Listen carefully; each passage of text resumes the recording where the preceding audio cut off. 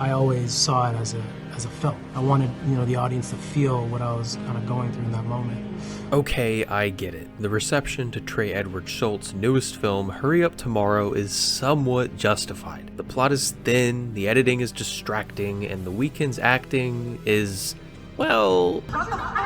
However, I believe the film has more to offer than meets the eye, and given how uneventful 2025 has started off for original cinema, bar one great vampire flick, I appreciate the originality on display. Hurry Up Tomorrow is a weird-ass movie, but its strange quality is what makes the film so fascinating, and good. Occasionally. I'm not going to deny that the premise is pretty self-indulgent. The Weeknd plays himself in an alternate reality of sorts where he is coping with a recent breakup. The film was inspiration for his most recent album of the same name, and the themes of both the album and the film align. The big theme of both projects is completely up to interpretation, but from the acid trip of a movie, I got that Abel feels trapped. His ex was what gave him peace, and without her, he feels stuck doing tours and partying and getting drunk and whatever. Tension rises when Jenna Ortega enters the picture as an obsessed fan of The Weeknd who so desperately wants Abel to see himself for who he truly is. The story is basic and pretentious frequently, but honestly, that is the only way you could tell this kind of story. Sure, it would have made more sense if instead of Abel playing himself, the protagonist was just a self-insert unique character. The story still doesn't change, but by using himself as a direct muse, the film can experiment. Hurry Up Tomorrow is not even remotely generic, and that can mostly be attributed to Trey Edward Schultz for the abstract visuals, but also the score that does a ton of the heavy lifting. You could argue that this is just style over substance, but I would more point towards the film being an extended music video,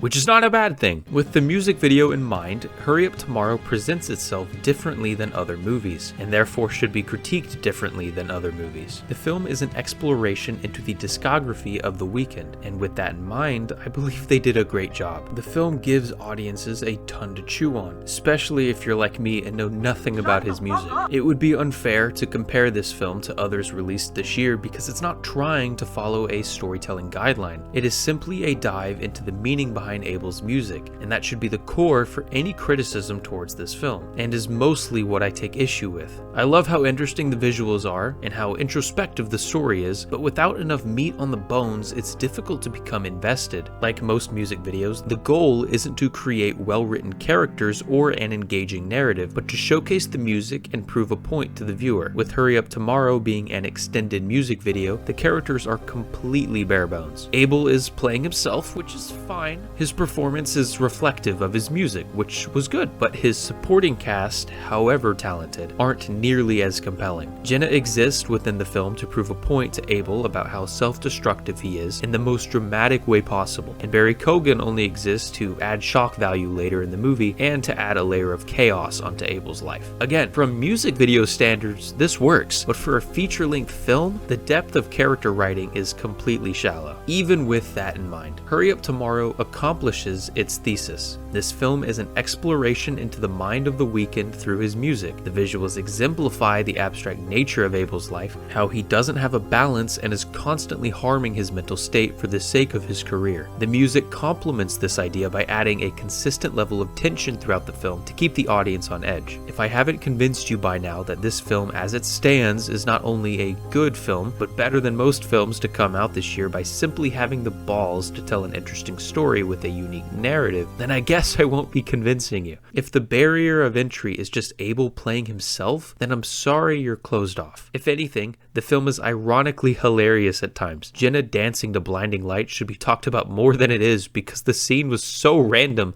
but also kind of necessary. Of course the psychotic amalgamation of The Weeknd's fanbase would dance to his songs while he's strapped to a bed ready to get burned alive. If I were you, I'd give the film a shot because it has more value than meets the eye.